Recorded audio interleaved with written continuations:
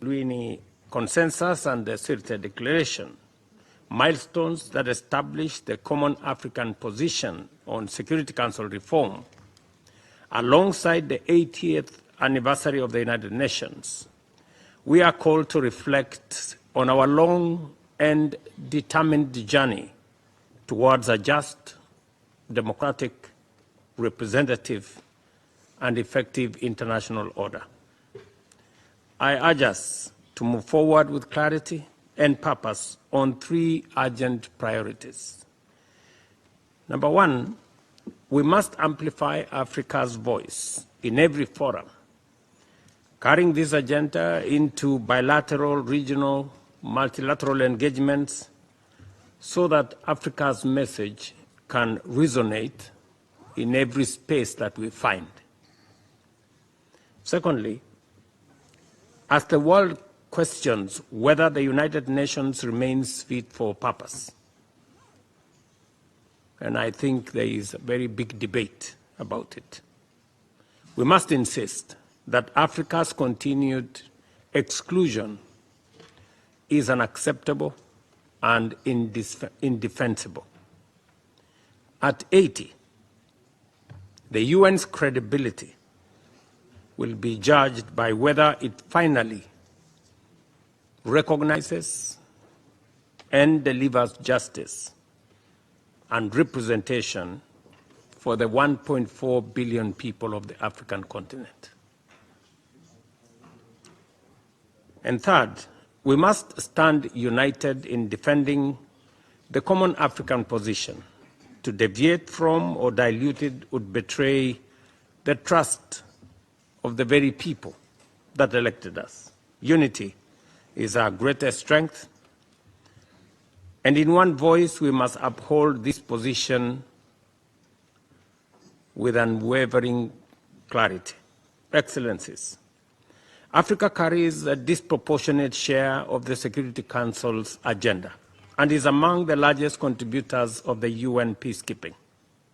Yet we remain the only continent without permanent representation. This historic injustice must come to an end. Beyond asserting our right, we must be clear about what we seek and how to achieve it. Securing Africa's rightful seats is our common demand. But we must also be prepared to shoulder the responsibilities that come with permanent membership, including how we will choose our representatives. This is a delicate and complex undertaking, but also an opportunity to show Africa's maturity, cohesion, and a vision for an effective international order. We must therefore begin this essential conversation as of immediate. Only then will Africa be taken seriously, and only then can our collective aspirations translate into meaningful global influence. As heads of state and government, we have made a solemn commitment. Our unity is the guarantee of progress, and our shared determination the safeguard against any delay. Kenya reaffirms its unwavering commitment to the common African position. We stand ready to work with the C10 members, the African Union, and the broader UN membership to ensure Africa's demands are no longer deferred. I thank you for your attention.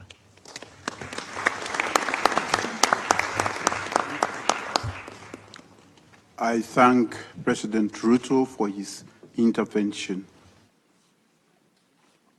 And I invite Her Excellency Netumbo Nandi Daiwa, President of Namibia.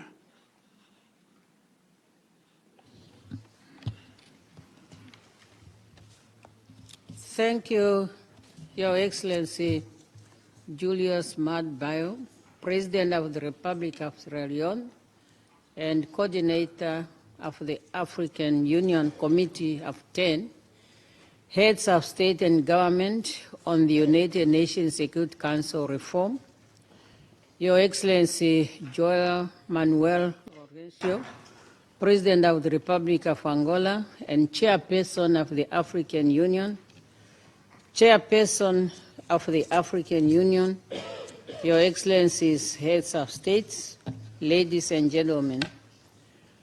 20 years ago, African leaders have agreed and adopted the African Common Position on the reform of the UN Security Council, thus become a roadmap, well-known document as Wiener Consensus and the Ceres Declaration. Subsequently, a committee of 10 heads of state and government of the AU was set up to spearhead the African Common Position. Today, we are here to reflect on the work we have started 20 years ago. Those pivotal documents, born from our collective desire and unwavering commitment to Africa's progress and unity, have played an instrumental role in further shaping our continent's vision to being a dynamic force in the global arena. Your Excellencies, the 8th anniversary of the United Nations is an opportune time for us to reflect on the values and the principles upon which this organization is grounded. Our repeated call for a United Nation that is fit for purpose, representatives and reflects of a present-day reality has become imperative. Africa deserves permanency at all global decision forums, especially those seized with making decisions related to the maintenance of international peace and security. The Common African Position has gained traction with broader support from many interested groups.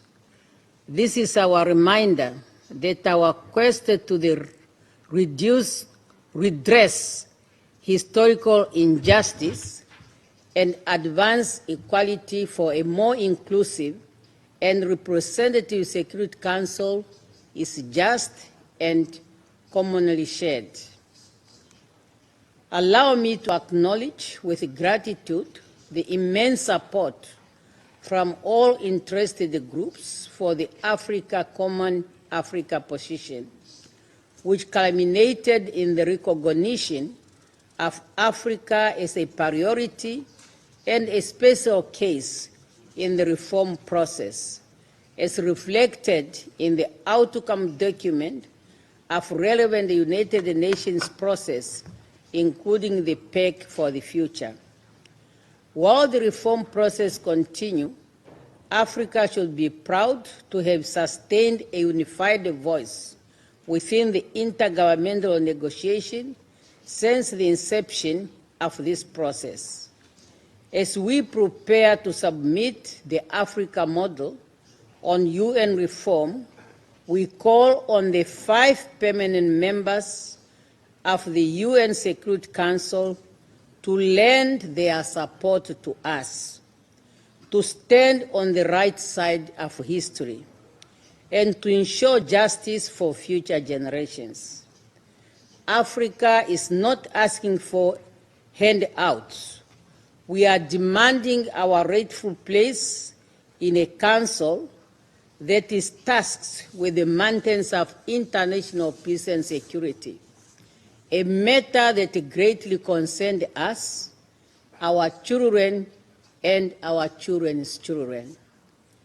Chairperson, as I conclude, I wish to state that 2025 also marks the 30th anniversary of the Beijing Conference on Women and the 25th anniversary of the UN Security Council Resolution 1325 on women, peace and security. Therefore, as Africa strives for equal representation in the world's premier peace and security body, we must also ensure that African women and women from other parts of the world are equally participating in important peace and security decision-making platform at the national, sub-regional, continental, and international level. I will not end without thanking Your Excellency, President of the Republic of Sierra Leone, for the great leadership you have provided to the C10 as a coordinator over the years. Your leadership is highly commendable and is bearing fruits for Africa. I thank you.